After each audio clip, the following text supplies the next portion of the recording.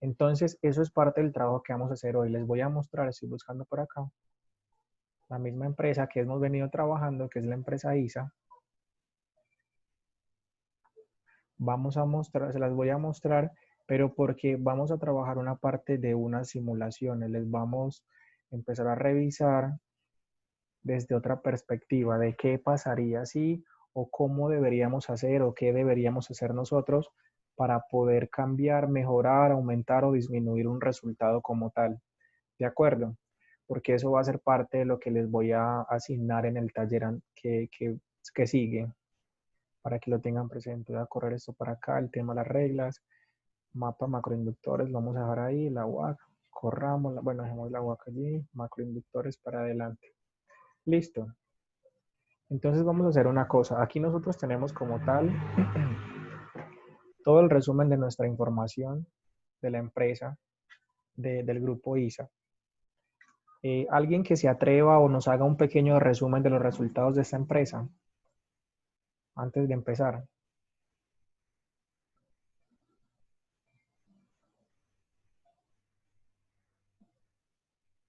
O pregunto. Vamos a preguntar cómo me salen acá de los últimos a los primeros. Uy, hay alguien que se llama equipo y no sé quién es. ¿Quién es equipo?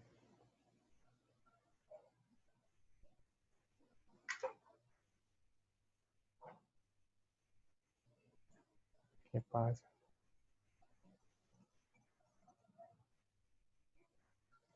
Profe, le está escribiendo por el grupo, el WhatsApp. Me está escribiendo por el grupo. Profe, qué pena, yo no tengo el audio en el computador, me salgo y entro del celular. Dale, está bien.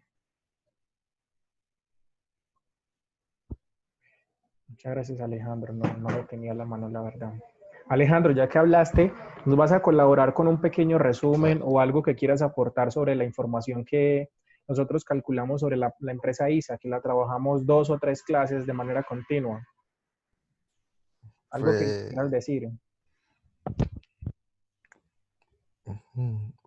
profe, yo creo que es una empresa buena, mirando, por ejemplo, la UAC, que es una empresa que tiene poca endeudamiento, ¿cierto? O que corresponde a poco endeudamiento. Entonces me parecería, por ejemplo, que en estos momentos sería bajo, pues sería bueno como con la situación que se vive en el momento, ¿cierto? Pues pienso, no sé. Y me parece que genera mucho valor, entonces quiere decir que porque va positivo, entonces está generando valor y todas las cuentas están como muy bien. Supongo porque todo, pues genera valor. El flujo de caja es positivo y pues ha tenido unas variaciones del 2016 que no fue lo que, no sé qué fue lo que pasó, que aumentó demasiado y que redujeron en el otro, pero es como un caso excepcional y creo que va pues como progresando, va siempre bien. ¿Algún aspecto que de pronto se podría mejorar? Mm, No sé, de pronto en el CATNO que ha estado aumentando, volver a reducirlo. Nos va a reducirlo, muy bien. Hablando eso en cuanto a cifras, sin conocer el detalle, la información de la empresa como tal, de cómo funcionan y por qué lo tienen así y demás. Sí, sí, pues solo viendo eso, que ha aumentado desde el 2014 al 2018. Listo. Está muy bien. Em, Profe, una pregunta pues salía del tema. ¿Qué es la TMRR? TMRR, espérame, resolvemos esa duda. Uy, profe, ahora que me Emerson, acuerdo, tengo otra, pero esta la vimos ahorita en clase y me dejó como confundido. El profesor hablaba de un, ¿cómo era? NOF, NOF, o si era Sí, así. no. Eh, y entonces no me quedó como bien claro. A mí en clase me pareció que era como el KTNO, pero él utilizaba como otras cuentas y me dejó como gato ahí. el no, déjenme te lo consulto.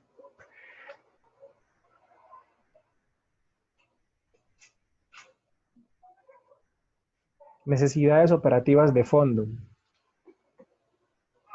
Esa. Pero esa definición se ve que es súper vieja lo que sale acá. No sale nada como muy actualizado. Entonces él utilizaba esa y le preguntaron que si era lo mismo que el KTMO y pues no estaba seguro y dijo pues que iba a consultar. Básicamente las cuentas que él tenía en esa fórmula era como el efectivo, creo que la cartera, los proveedores y había otra, no recuerdo cuál, el inventario.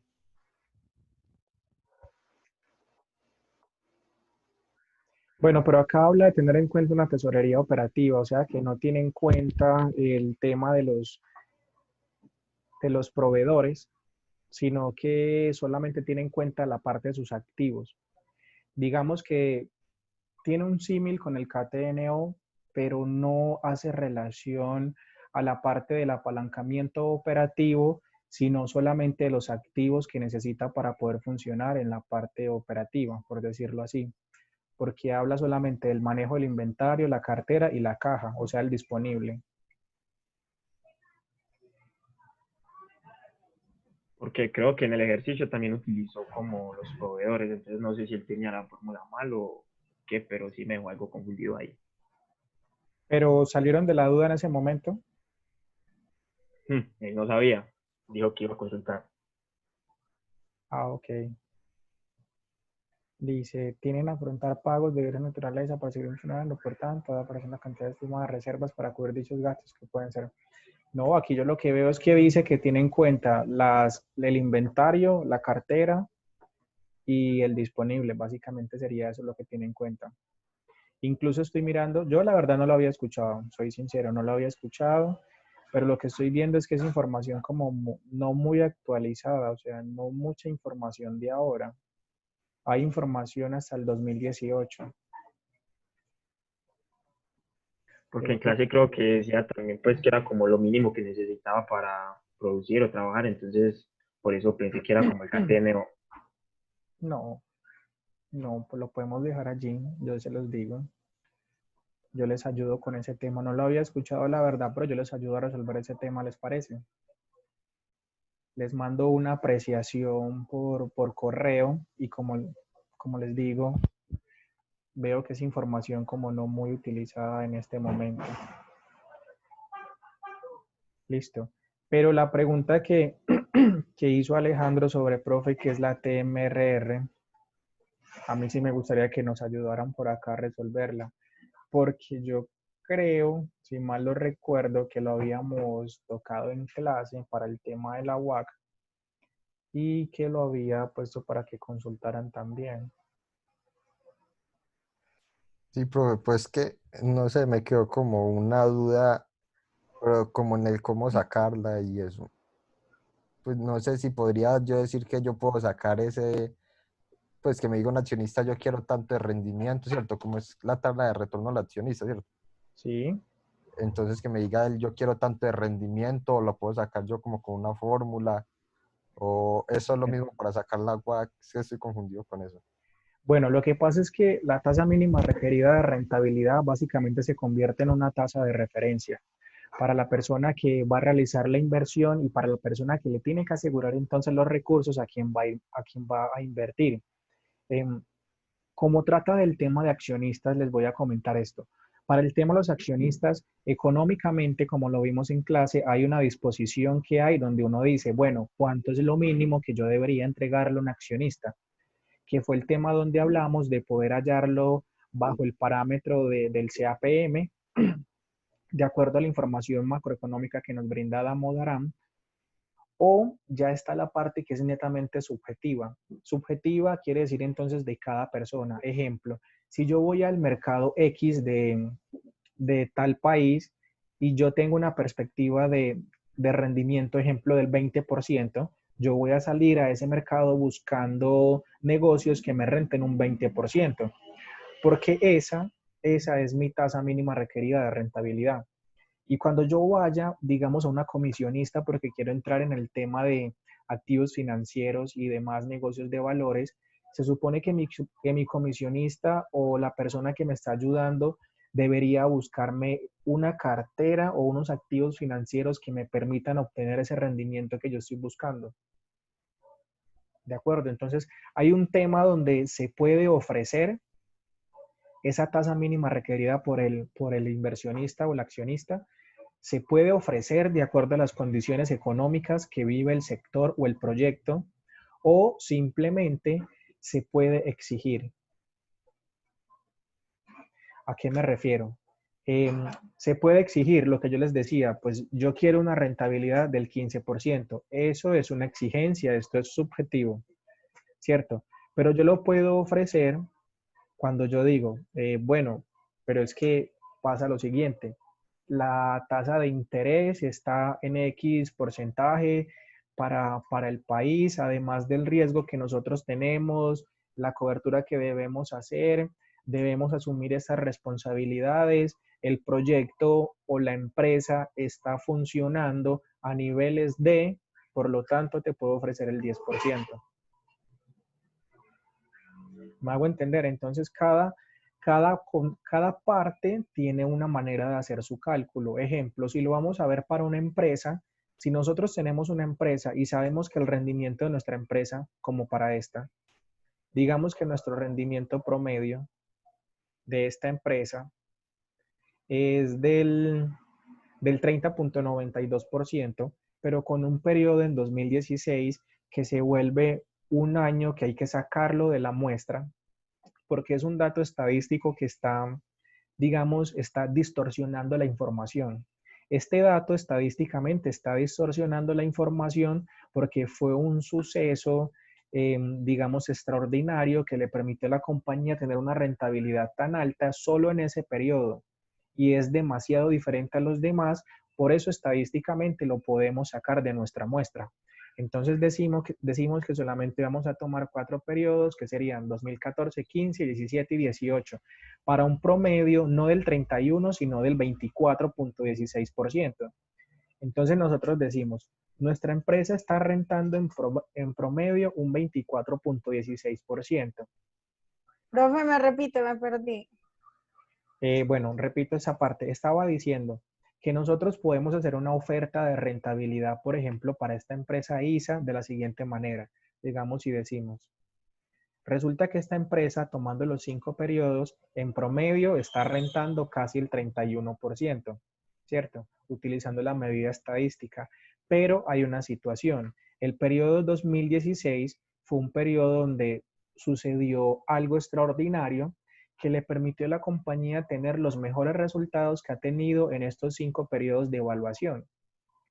Y eso extraordinario está elevando los resultados promedios de la misma empresa, lo cual estaría perjudicando la oferta que se le puede hacer a una persona de rentabilidad.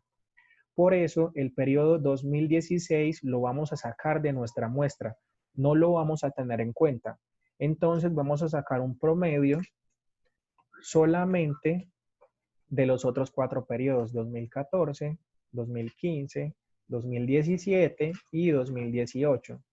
Recuerden que estadísticamente nosotros debemos sacar de nuestras muestras todos aquellos datos que no están acordes con digámoslo así, un intervalo determinado dentro del conjunto de datos que nosotros tenemos. No soy experto en estadística, pero recuerdo más o menos ese tipo de temas y se los comparto para que lo tengan presente. Entonces, en palabras coloquiales, el año 2016 es un dato estadístico que está distorsionando nuestra información. Porque digamos que tenemos una dispersión donde hay un montón de puntos y en esos puntos está 19, 23, 26, 27 y 57 aparece por allá lejos en una tabla. El 57% que es de 2016 aparece por allá lejos en una tabla y solo. Entonces ese dato se tiene que sacar de la muestra y cuando lo sacamos tenemos un promedio del 24,16. Listo. Eso por el caso excepcional. Entonces vamos a decir que nosotros podríamos decirle a un inversionista, bueno, nosotros tenemos una empresa que genera rentabilidades operativas en promedio del 24%. Nosotros tenemos una oferta para usted. ¿De acuerdo? Digamos que en este caso, con base a la rentabilidad operacional que genera la compañía, de acuerdo a sus activos productivos. Si este inversionista dice que su tasa mínima requerida para inversión es del 15% y ustedes se dan cuenta que la empresa de ustedes renta el 24%, ¿ustedes cuánto le ofrecen? Creo que por ahí el 18%. ¿Sí? Qué bueno, ¿quién da más? O el 15. ¿Quién dijo el 15? Sí, el Alejandro. 15. ¿Por qué el 15? Porque es la tasa mínima que él tiene requerida. O sea, la empresa quedaría ganando ese restante. Pues no sé, Exacto, la empresa tendría un valor a favor teniendo en cuenta lo siguiente. Voy a conseguir un inversionista que me está pidiendo una rentabilidad mínima por debajo de lo que yo puedo darle. Yo le puedo dar el 24 y él me pide el 15. Cuando estemos negociando, ¿yo cuánto le doy? El 15. Es más, negocio y le doy el 14. Porque la idea es no tener que darle tanto de la operación que la compañía genera. Recuerden que las empresas cuando generan valor, que lo hablamos en las primeras clases, la idea es que puedan generar valor primero para ellas. Cuando generan valor para ellas mismas, ahora sí para sus accionistas. La empresa tiene que ser lo principal, porque si la empresa no genera valor para ella misma, no funciona bien, ella misma no le puede dar nada a nadie. Entonces siempre se antepone ante los demás. Eso lo digo desde la perspectiva de la gerencia. Ya el tema como se maneje a manera interna digamos, se me sale las manos aquí en ese momento. El hecho de decir, no, profe, pero es que hay empresas donde el accionista es primero y es todo lo que ellos digan. Digamos que todo está bien siempre y cuando funcione y sea permitido y haya una sinergia entre todos los equipos. Pero mi recomendación es que primero piensen en la empresa, luego en los accionistas. ¿De acuerdo? Entonces es eso. No es que haya un cálculo preciso en este momento, pero hallar esa tasa utilizando el método de valoración de activos del modelo CAPM también es válido, por lo que yo les decía. Hay una opción donde nos dicen, de acuerdo a los datos macroeconómicos, cuánto es lo que deberíamos exigir o entregar a una persona por hacer parte de un proyecto de una empresa de X sector. Adicional a eso, la TMRR también se maneja mucho para el tema de proyectos. No sé si ustedes ya vieron la temática de evaluación y gestión de proyectos, donde ustedes tienen que realizar un análisis de la rentabilidad que genera un proyecto determinado, ya sea por su flujo de caja, llevándolos a un valor presente neto, o BPN o BNA para Excel, o a través de la tasa que vuelve cero la, la inversión, donde obtenemos la rentabilidad máxima, o sea, la TIR. No sé si habían visto esas temáticas.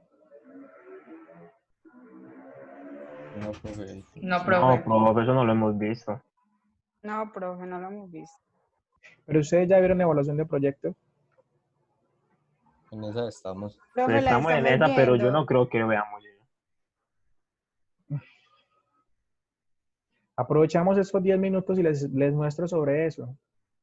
Sí, profe, por favor. ¿Sí? De uno.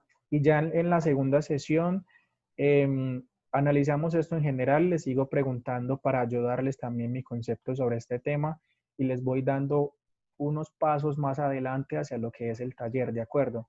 Porque aún estamos en la tarea de analizar todo esto y poder devolvernos hasta las cuentas. ¿Listo? Bueno, vamos a hacer lo siguiente. Vamos a tomar el flujo de caja de esta empresa y lo vamos a llevar acá a manera de práctica. Entonces eso se va a llamar práctica project. Práctica proyectos. Listo. A ver. Práctica proyectos. Vamos a tomar, ¿qué más información vamos a tomar? Los años. Vamos a tomar los años. Listo. Y vamos a tomar la información de la UAP.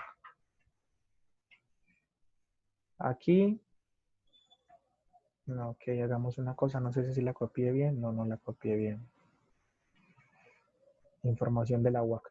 Aquí va a pasar lo siguiente, les voy a hacer esta explicación.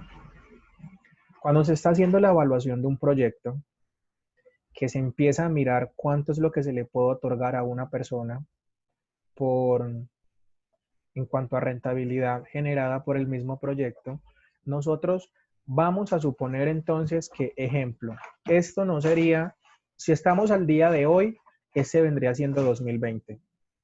Y los demás flujos, recuerden que esto es prácticamente inventado, pues estoy tomando los flujos de caja libre de esta empresa para inventarme un proyecto. Los flujos de caja que estoy mostrando son una proyección de la información. Estoy diciendo que voy a generar un proyecto donde van a haber unos flujos de caja positivos a partir del periodo 2021 de tanto. Dado eso, entonces es muy importante identificar que la evaluación del proyecto se hace en el momento cero.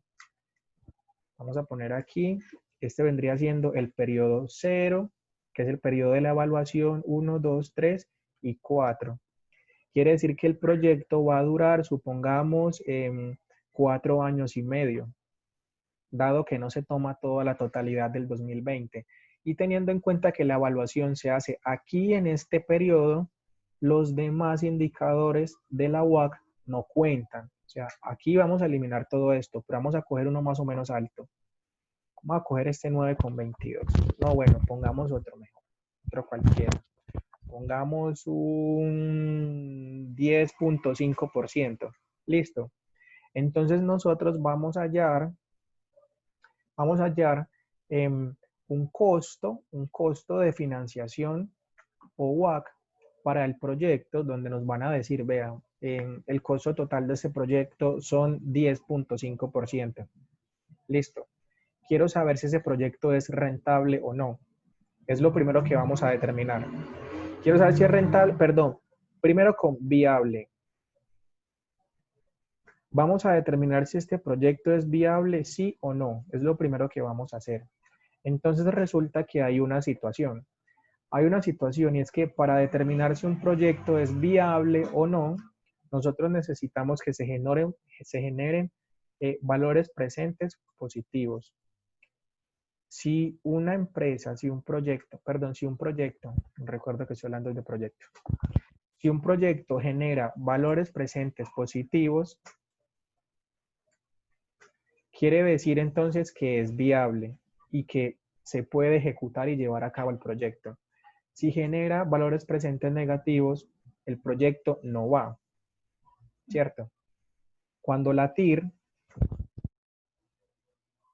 supera entonces el costo. La TIR, a ver qué pasa con la TIR. Bueno, ¿saben qué es la TIR? No. No. Sí, es que esto, No. ¿saben qué es BPN? No. BPN es el valor presente neto. ¿Saben cómo se halla un BPN? Profe, la verdad no lo recuerdo. De acuerdo, Pero sí, pues un valor presente, sí, pero un valor presente neto, la verdad no.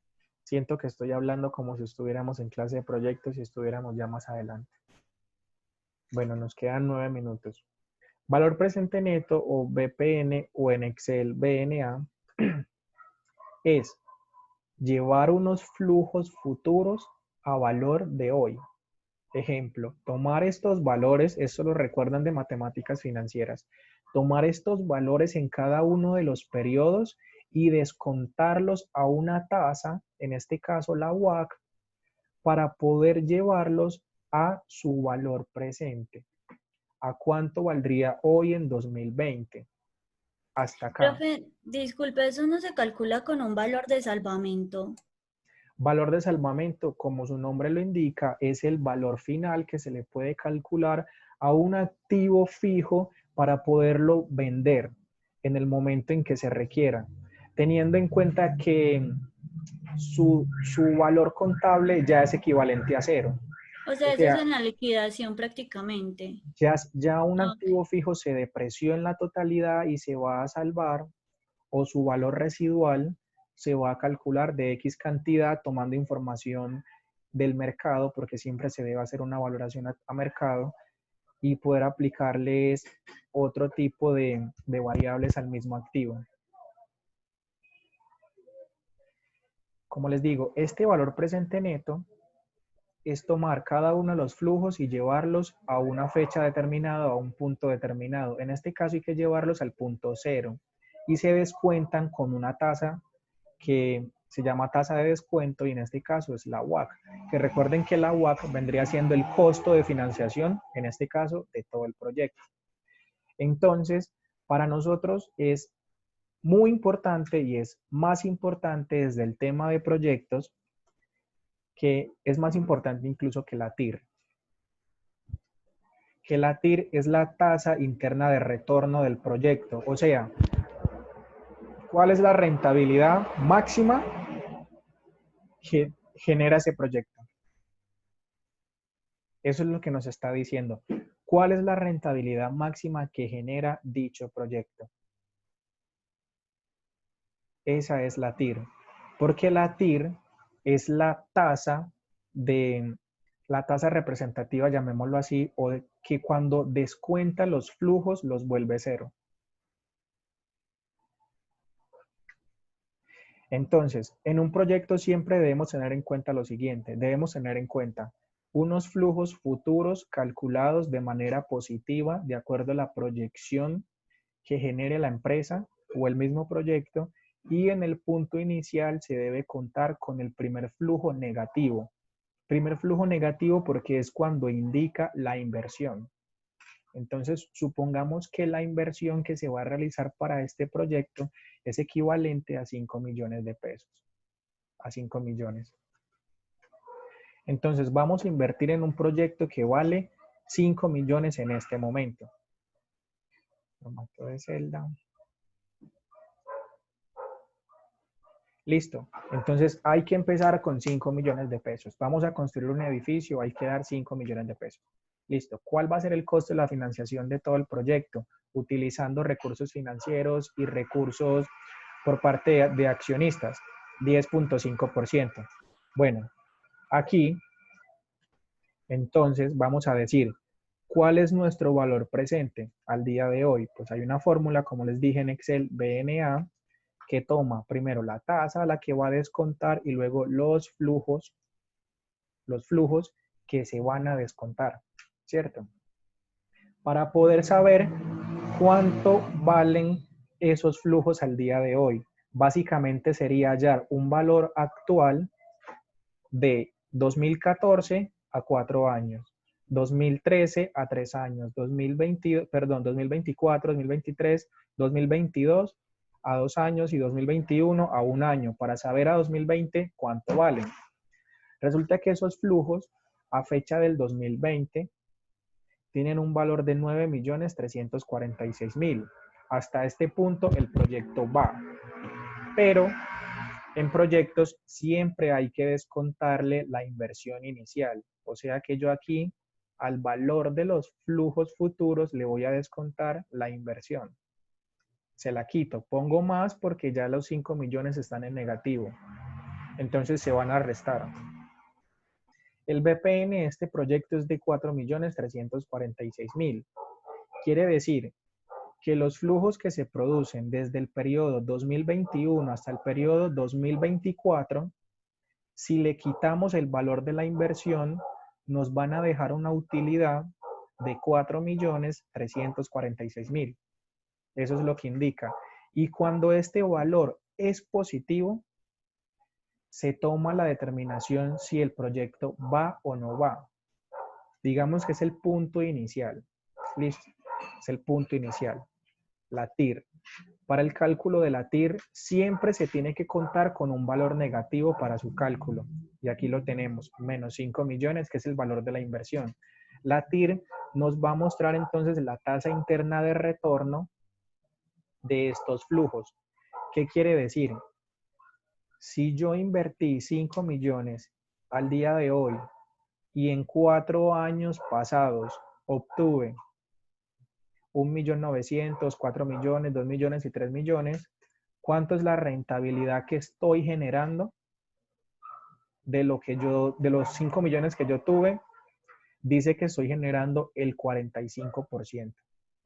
Dice que lo máximo que este proyecto puede rentar es el 45%. Eso es lo que está diciendo. Cuando calculo la TIR, la fórmula es muy sencilla, la fórmula se llama TIR. Listo.